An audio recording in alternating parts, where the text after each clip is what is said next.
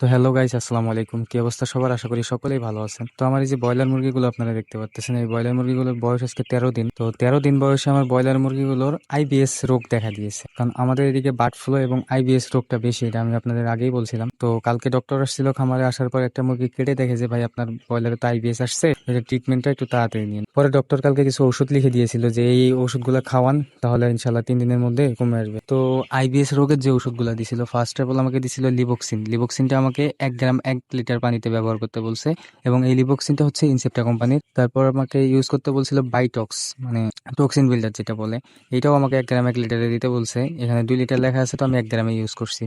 আর ইউরিনেক্স আমাকে যেটা ইউজ করতে বলছে, এটা 1 গ্রাম 1 লিটারে। তো ইউরিনেক্সটা ব্যবহার করলে কি হয়, আপনার কিডনির যদি কোনো ইফেক্ট দেখা দেয়, তো ওই ইফেক্টটা সেই কাজ করে নিবে, মানে কিডনি টনিক হিসেবে এটা কাজ করে। আপনারা অনেকেই কিডনি টনিক হিসেবে অন্যান্য ওষুধ ব্যবহার করতে পারেন, কিন্তু আমি ইউরিনেক্সের রেজাল্টটা ভালো পাইছি, তাই আমি এটাই ব্যবহার করতেছি। তারপর এখানে এই যে অ্যান্টিবায়োটিক হিসেবে দিছিল পেনভিকটা হচ্ছে আপনার মানুষের ওষুধ, মানুষের ডাক্তারের যে ফার্মেসির দোকানগুলো আছে ওইখানে গেলেই পাবেন। আর একটা ব্যবহার করতে বলছিল হচ্ছে স্লোরিকটা ব্যবহার করতে বলছিল, এটাও ব্যবহার করতে বলছে একটা ট্যাবলেট 1 লিটার পানিতে। আর এই যে পেনভিক যেটা আছে, পেনভিকটা ব্যবহার করতে বলছে আমাকে একটা ট্যাবলেট 2 লিটার পানিতে।